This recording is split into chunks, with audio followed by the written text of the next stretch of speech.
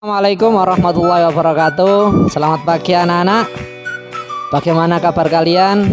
Alhamdulillah baik ya. Semoga kita senantiasa diberikan kesehatan oleh Allah sehingga kita masih tetap sehat di tengah kondisi pandemi yang kita rasakan. Anak-anakku yang saya banggakan, pada hari ini kita berjumpa kembali dalam pembelajaran akidah akhlak. Walaupun masih dalam pembelajaran daring. Pada pertemuan sebelumnya kalian sudah mempelajari tentang akhlak terhadap diri sendiri, yaitu berilmu, bekerja keras, dan lainnya. Pada pertemuan hari ini nanti kita akan mempelajari tentang adab terhadap tetangga.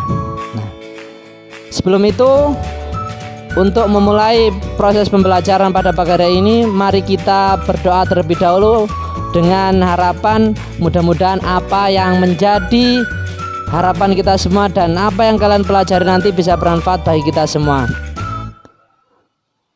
Ala diniyah bisafati Rasulullah sallallahu alaihi wasallam. Al-Fatihah.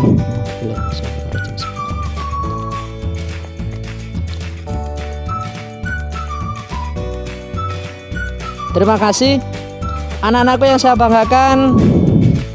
Sebelum saya lanjutkan, di sini saya akan menjelaskan, saya akan menyampaikan tujuan pembelajaran dari materi pada hari ini. Yang pertama, yakni siswa dapat menjelaskan pengertian akhlak terhadap tetangga. Yang kedua, siswa dapat menjelaskan dalil-dalil yang berhubungan dengan tetangga. Yang ketiga, siswa dapat menunjukkan nilai-nilai positif dari kegiatan akhlak terhadap tetangga. Untuk itu, untuk lebih jelasnya, silakan kalian menyimak video pembelajaran berikut ini. Adab Islami terhadap tetangga. Sebelum kita lanjutkan, saya akan membacakan tujuan dari pembelajaran pada pagi hari ini. Tujuan pembelajaran yang pertama, menjelaskan pengertian tetangga dan siapa saja yang termasuk tetangga. Yang kedua, mengetahui dalil yang berisi perintah untuk memuliakan tetangga. Yang ketiga, menjelaskan adab Islami kepada tetangga. Yang keempat, menerapkan adab Islami kepada tetangga dalam kehidupan sehari-hari. Pengertian tetangga. Tetangga adalah orang yang rumahnya berdekatan dengan kita, baik di depan, di belakang, di samping kanan maupun kiri rumah kita. Adab berarti kesopanan, tingkah laku yang pantas dan baik, kehalusan budi bahasa, tata susila, dan kesusastraan. Adab Islami adalah adab yang berdasarkan ajaran Islam. Adab Islami dalam bertetangga berarti tata krama atau kesopanan terhadap tetangga sesuai dengan tuntunan Islam. Selanjutnya, dalil perintah beradab kepada tetangga.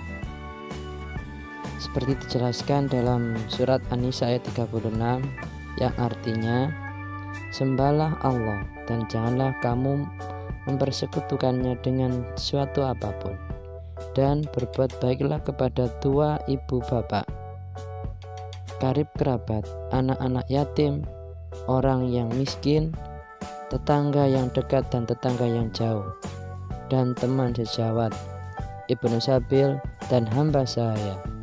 Sesungguhnya Allah tidak menyukai orang-orang yang sombong dan membangga-banggakan diri. Quran surat An-Nisa ayat 36. Dari dalil tersebut kita mengetahui bahwa kita diperintahkan untuk berbuat baik kepada tetangga.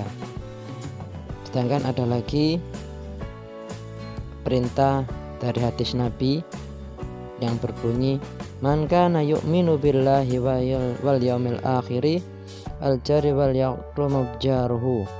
Barang siapa beriman kepada Allah dan hari akhir, hendaklah memuliakan tetangganya. Dan juga khairul ashabi indallahi khairum li sahibihi wa khairul jirani indallahi khairum li jarihi.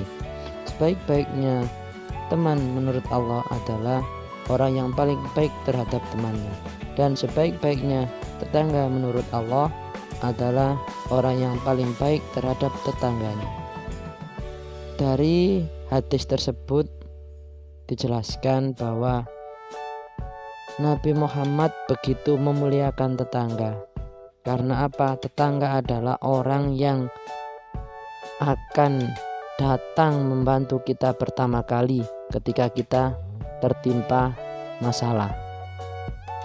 Maka kita harus senantiasa berbuat baik kepada tetangga.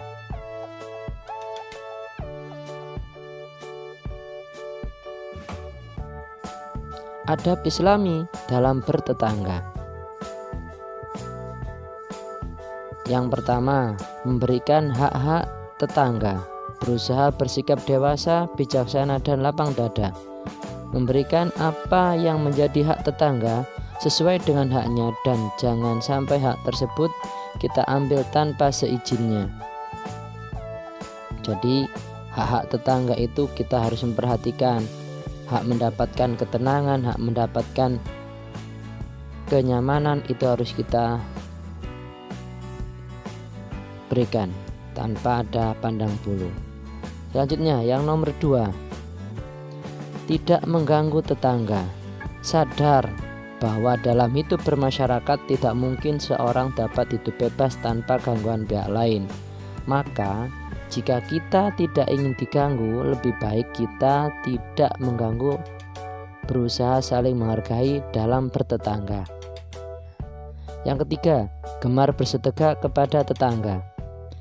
Bersedekahlah kepada tetangga termasuk akhlak terpuji yang semestinya dimiliki oleh setiap muslim. Yang keempat, peduli terhadap keadaan tetangga.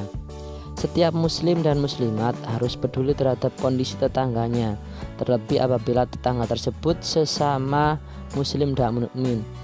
Rasulullah juga menyatakan bahwa sesama mukmin adalah bagaikan satu jasad. Apabila satu anggota yang lain sakit, maka seluruh anggota badan yang lain juga merasakan sakitnya. Diibaratkan seperti itu. Jadi kita harus saling mengerti keadaan tetangga. Jika ada yang belum makan, kalian kasih makan tetangga itu. Selanjutnya, dilarang menganiaya tetangga dan menyerahkannya kepada musuh. Larangan tersebut bukan berarti hanya berlaku terhadap tetangga muslim, melainkan juga terhadap tetangga non-muslim. Walaupun tetangga kita non-muslim, kita harus tetap menjaganya, karena itu adalah amanat dari Allah.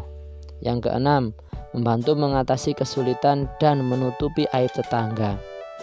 Hendaknya kita mengunjunginya jika ada yang sakit, dan hendaknya kita berusaha menutupi segala kekurangan dan melindunginya dari segala kesulitan semampu kita. Selanjutnya, keutamaan memuliakan tetangga. Yang pertama, mendapat kasih sayang dan cinta dari Allah Subhanahu wa taala dan Rasulullah Shallallahu alaihi wasallam. Yang kedua, terciptanya keharmonisan dalam bermasyarakat. Yang ketiga, mudah mendapatkan pertolongan ketika membutuhkan. Yang keempat, dihormati masyarakat. Yang kelima, terwujudnya lingkungan yang nyaman. Baiklah anak-anakku yang saya banggakan, itulah materi tentang adab Islami terhadap tetangga. Semoga bermanfaat. Terima kasih. Assalamualaikum warahmatullahi wabarakatuh. Demikianlah anak-anak materi yang bisa saya sampaikan, yaitu tentang adab terhadap tetangga. Mudah-mudahan materi yang kalian pelajari hari ini bisa bermanfaat. Di sini sebelum kita akhir pembelajarannya, mari kita tutup dengan membaca hamdalah. Alhamdulillahirabbil alamin. Sekian dari saya, kurang lebihnya mohon maaf. Ihdinas syiratal mustaqim.